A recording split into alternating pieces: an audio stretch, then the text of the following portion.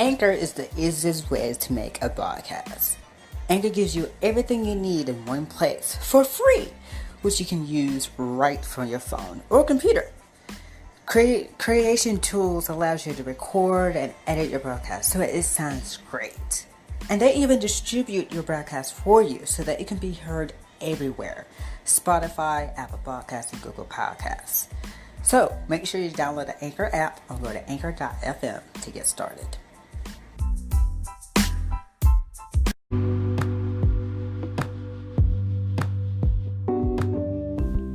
Hello everyone, and here are your news for this week. Join host Andrew FRETT every Friday on our podcast for his show, Let's Fret About Education, where he interviews amazing guests and discusses his own opinions and thoughts about the topics on Future Educators Talk and what's happening around the world. Follow and subscribe to my own podcast, DAMIAN Talks Education, everywhere you stream your podcast at, and make sure you subscribe to the podcast YouTube channel and hit the notification bell so you never miss an episode. New episodes of Future Educators Talk drops on Thursdays, so follow and subscribe wherever you listen to your favorite podcast at. Follow Future Educators Talk on social media: Facebook, Future Educators Talk, Instagram at Future Educators Talk, and on Twitter at Future Ed Talk. So follow our podcast. And follow your host of Future Educators Talk on social media. You can follow me, Damian Anderson, on Instagram at @DamianAnderson and on Twitter at _Damian Anderson. You can follow Andrew FRETT on Instagram at @It'sAndrewFRETT and on Twitter at Darren_Fret. And you can follow KJ Johnson II on Instagram at KJJohnsonII and on Twitter at KJJohnson11 or II. Subscribe to our YouTube channel, Future Educators Talk, and hit the notification bell so you never miss an episode of our video version episodes that we upload. Also, you can now listen to past episodes of our show on our YouTube channel and on all the podcast platforms that we are located at. Now sit back and relax because a new episode of Future Educators Talk is starting now. Welcome to Future Educators Talk with your hosts, Damian Anderson, Andrew FRETT, and KJ Johnson II. Always remember, we are future educators. I'm here with Coach Darnell, and we're going to talk about today why Black educators are needed in the classroom. So, Coach, you're a familiar face on here, man. Everybody knows who you are if they're a faithful listener. But just in case that people who don't know who Coach Darnell is, Coach, can you give yourself a brief introduction here? I'm Coach Darnell. This is my second year at FRETT Academy in Jacksonville, Florida. I coach basketball. I teach 6th through 12th grade history. And I'm just genuine, honest, and real.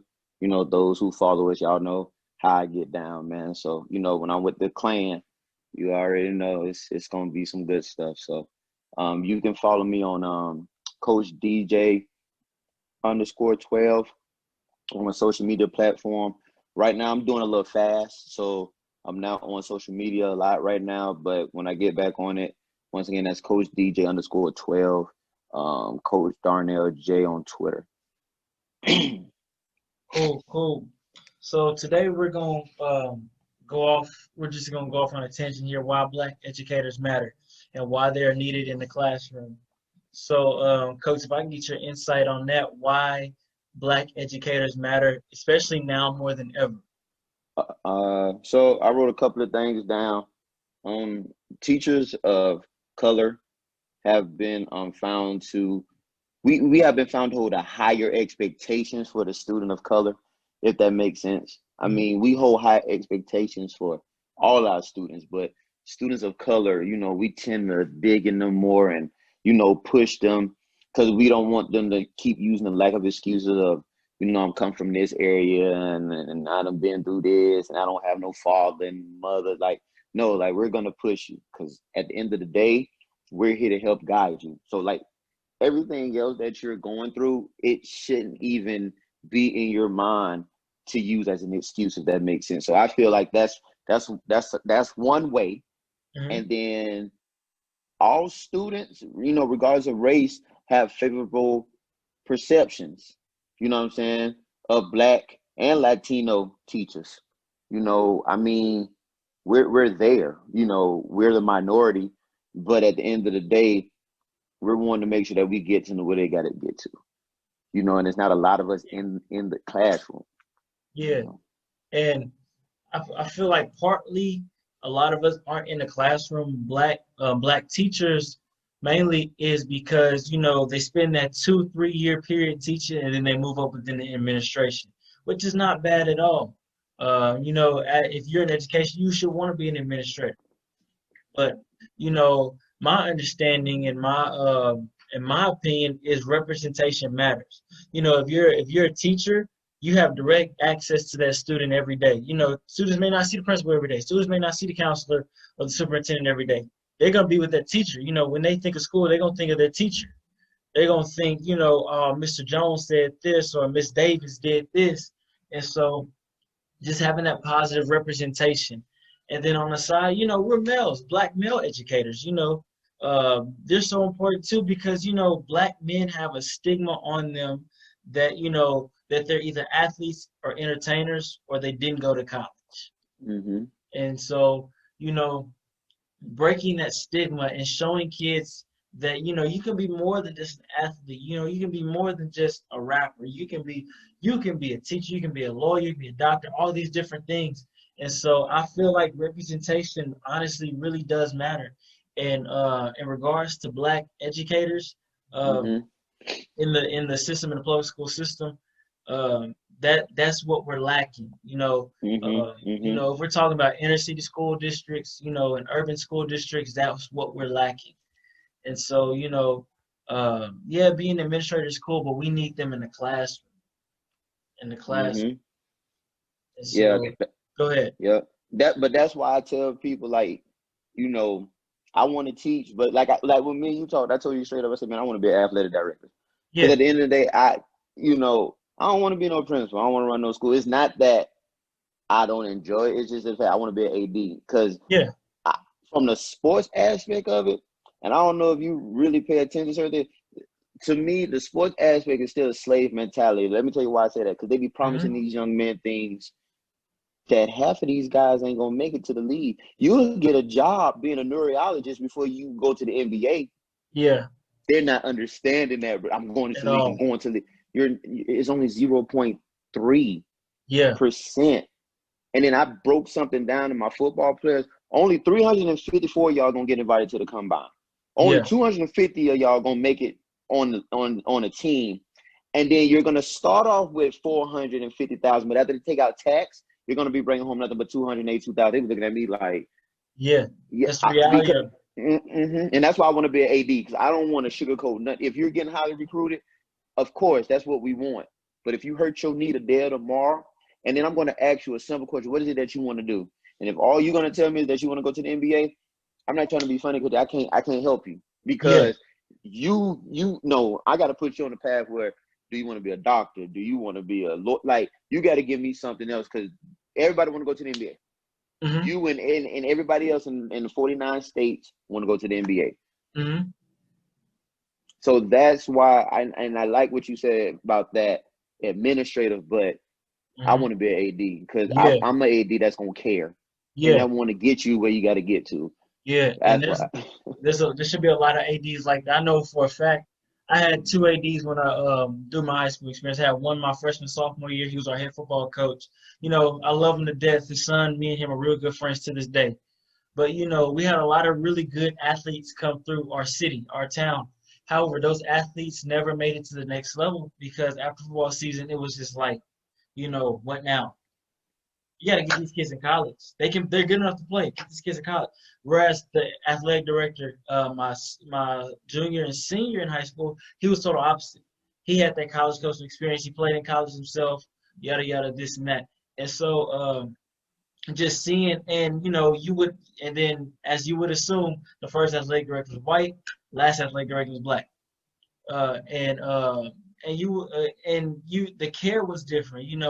He wanted to see us do more than just play football. We actually had study hall. We actually had these to get our grades up. We couldn't play unless our grade was a 75 or above, regardless if it was a C, because he was like, we're not even gonna cut it close. Mm-hmm. And so that's what is so important. And it brings me to my next point. Research has been shown that having a teacher, educator, coach, whatever, of color helps students of color reach better outcomes. But the benefits supposed to extend to all people. But what are your thoughts on that? How having a teacher of color can help a student of color have better outcomes? You see where I'm at. See how I'm looking. Yeah. So listen, I had teachers of color. I mean, they got on me. You know what I mean? And when I made that joke, that joke is because like they broadened me to look at things different. I was that guy, you don't want to sag your pants and stuff like that. But then after a while, bro, I was like, no, man, like that ain't gonna get me nowhere. You know what I mean? And my teachers was like, look, dude, that ain't the way to go. Yeah. They were like, now you're gonna get yourself together and start looking the part, or you're just gonna be like everybody else. Yeah. I want to be like everybody else. Yeah. Facts. I want to do what I gotta do.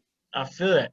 And it's something different when you see a teacher that looks like you teaching you, especially like when it's a core subject. And so that's, I feel, with my experience, I had teachers of color, but my first black male educator didn't come to my 8th grade year. And I had him in 8th grade and 9th grade, but then after that, but I really, I didn't have, my dad was, principal superintendent. I went to his school, but, I really didn't have a teacher of color as it pertains to like a core subject. And so, we had of course I had coaches as teachers, but those positions were like technology, not really the, I'll sit here and do this computer program and then you'll be good while I watch film from the game the other night, something like that. And so, I appreciate those coaches to the life of me, and I appreciate my teachers, but it would have looked different if I would have had a teacher that looked like me in a classroom, like an English classroom or math classroom or science classroom. And like, even in my classes now, I took this class last semester. It was called Pedagogy 2310, Intro to Teacher Education. And my teacher, she was a black woman. Her name was Dr. Sprott.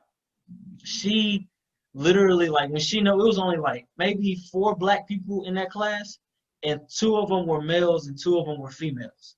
And so, like, she showed like that kind of, without really publicly showing, she showed that kind of nudge towards us, because she knew that, it is needed. Black teachers are needed. And she would hold us to a higher standard. So one day I went up to her, I asked her, I was like, why do you, when we answer questions, why do you make us extend our answer and, do all this and go into explicit detail, whereas when the other students, you don't? She knew what I meant. And she was like, because you are here to prove to people that black educators are necessary and relevant. See, that's why I'm here. We're at a predominantly white institution, where in our program is predominantly white students, and you really don't see many black people in the education program. That's why she's here. Our department chair is a black man. He's doing the same thing. And so seeing that positive representation is so important, especially in regards to a classroom. And it's not because of a role model that they see, but black teachers have high expectations, like you said, have high expectations for their black students.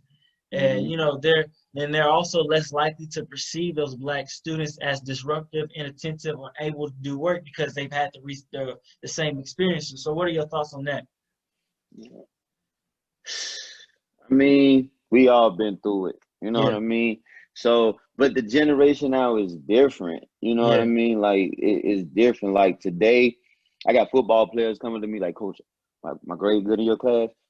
It depends, cause Hmm. you know y'all want to talk while I'm teaching and not paying attention. Look. I don't care if you play football or not. I'm not finna give you grades. Cause Yeah. you gotta understand, I'm in a football state, so Hmm. teachers, cause they play football, I'm not gonna do that. Trust me, You you earn talking to what you somebody get. that live in Texas. Right. You earn what you get. So now you mad at me because coach don't want. You're right. I'm not gonna give you the grade because you don't deserve the grade, and I Hmm. want this to hurt because I'm not gonna be one of them people that just gonna use you for sports. No, Yeah. you're gonna earn every bit of this grade, and if you're doing D work, I'm gonna give you a D. Hmm. That's just what it is. Hmm. And like me and you talk too. That's why I said I'm gonna, I could go into PE, but it ain't nothing like teaching history, man. Telling That's you. why I just don't. I love it. You know what I'm saying? To be a basketball coach teaching history, that speaks Mhm. wonders. Yeah, it As opposed to, does. oh yeah, that's basketball coach. Yeah, he teach PE. I Yeah. like the suit. I like the tie and the shirt and the The suit classroom thing. feel, trust me. Yeah, man. Like so that what you just asked me, we've been through it, Yeah. and so that's why it's not hard for us.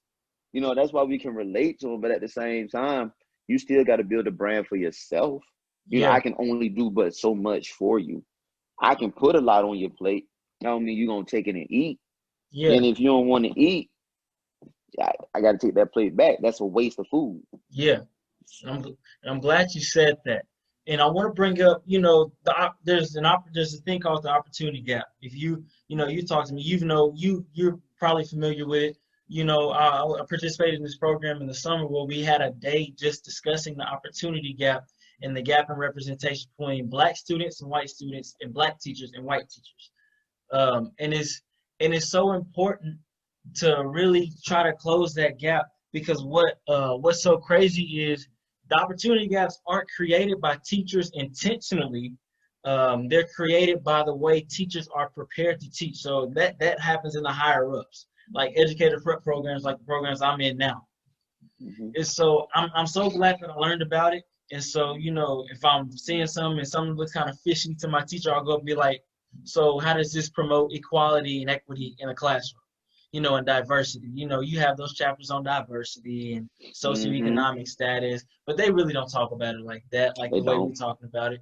And so, Mm-mm. and it's really, and we have to really charge our administrators and our deans and our, what you said, department heads and school boards to really change policies that promote the opportunity gap between white students and black students. Mm-hmm. Here's a very common one: the special ed. When the teacher don't want to deal with a black student, she or he's gonna put them in special ed, and she Mm-hmm. because they don't want to deal with it.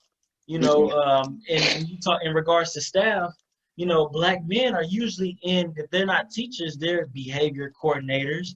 They're Mm-hmm. discipline. They're the disciplinarians. Mm-hmm. They're the coach, but an aide because just to sit in the classroom to control the crowd. We're not used Mm-hmm. for our brain. We're used for our presence, which our presence is cool. Don't get me wrong. I love the amount of power that I have when I walk into a room with all white people because they're now attention on me.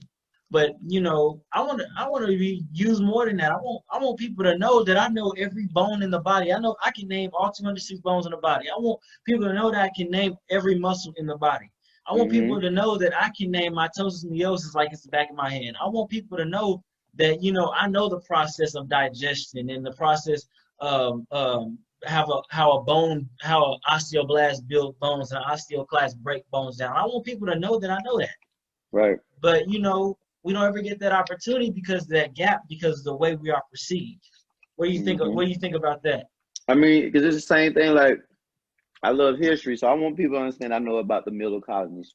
Yeah, And I want my ninth graders to know I know about the southern colonies and yeah, why we did this and why we did that. And but one of my one of my students today was like, Coach, he was like, man, he said, man, I'm sick of this, man. He said, man, I'm sick of the textbook stuff. He said, man, give us that real history. I mhm, can do it because yeah, my principal don't mind me doing it.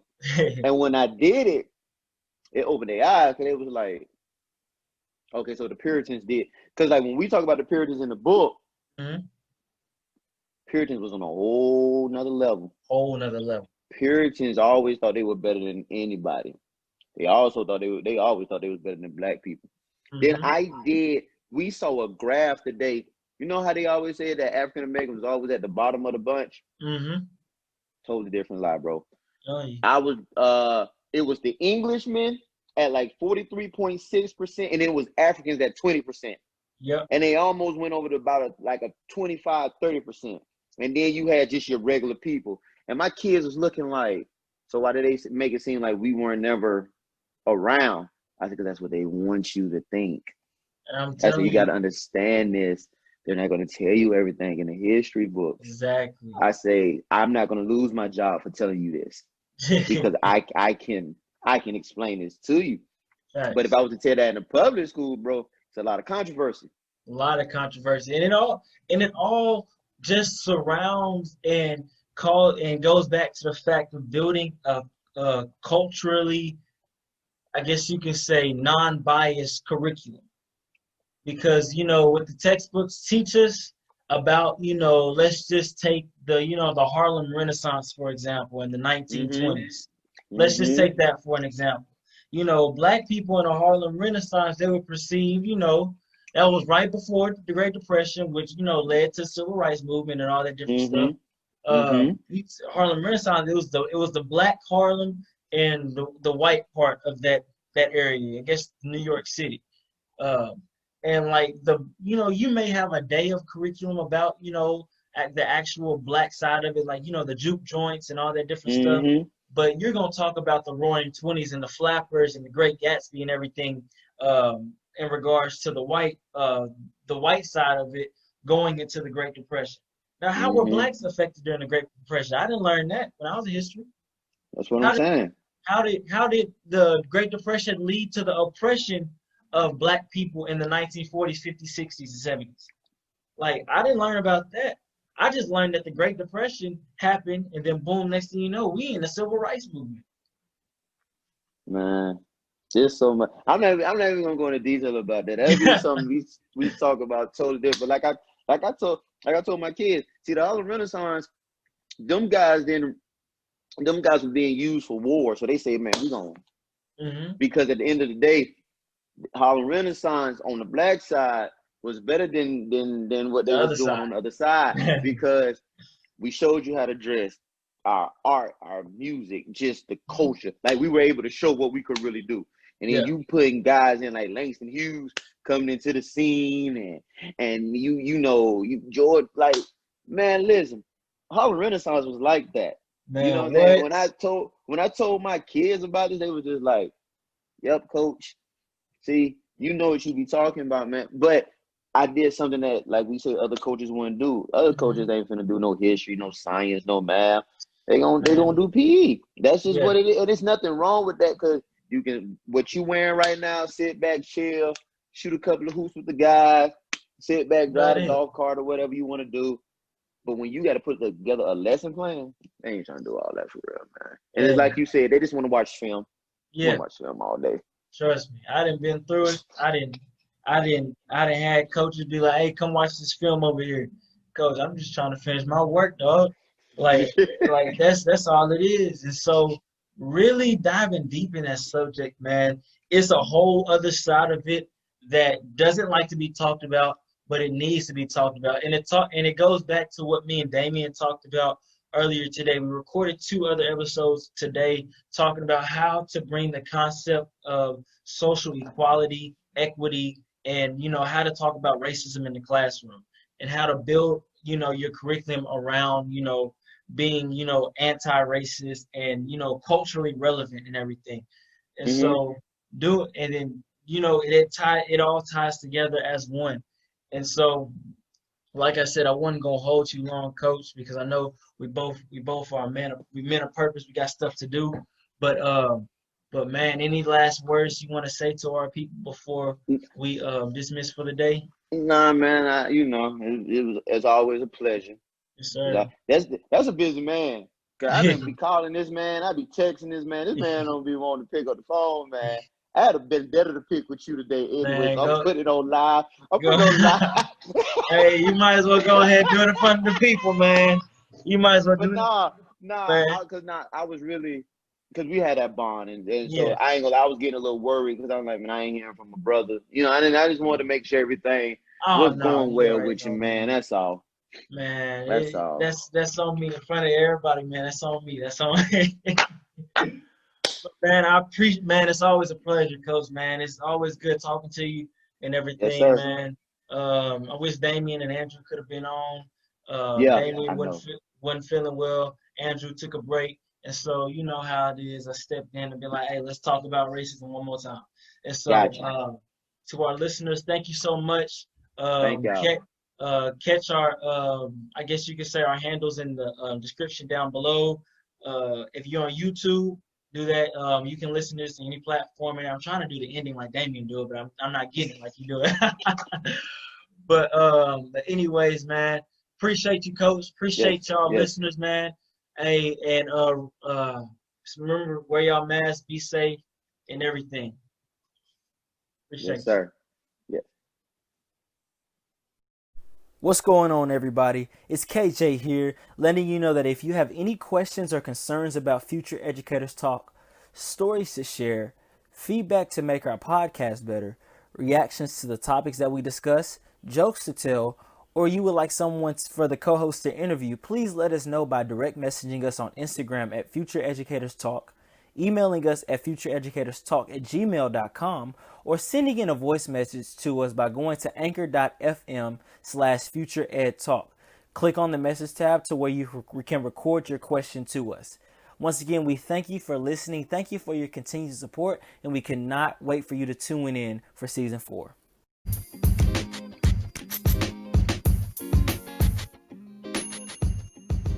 Don't just listen to Future Educators Talk on your smartphone. Continue the conversation online. Like us on Facebook. Be a part of our conversation by telling us what you think of our episodes. Join us on Instagram for behind-the-scenes content. Follow us on Twitter to stay up to date with what's happening on our podcast. Subscribe to our YouTube channel and hit the notification bell so you never miss future episodes. And beyond. It's you who keeps Future Educators Talk going. So like, comment, share, subscribe, review, and connect everywhere with us. You get social. So let's listen together.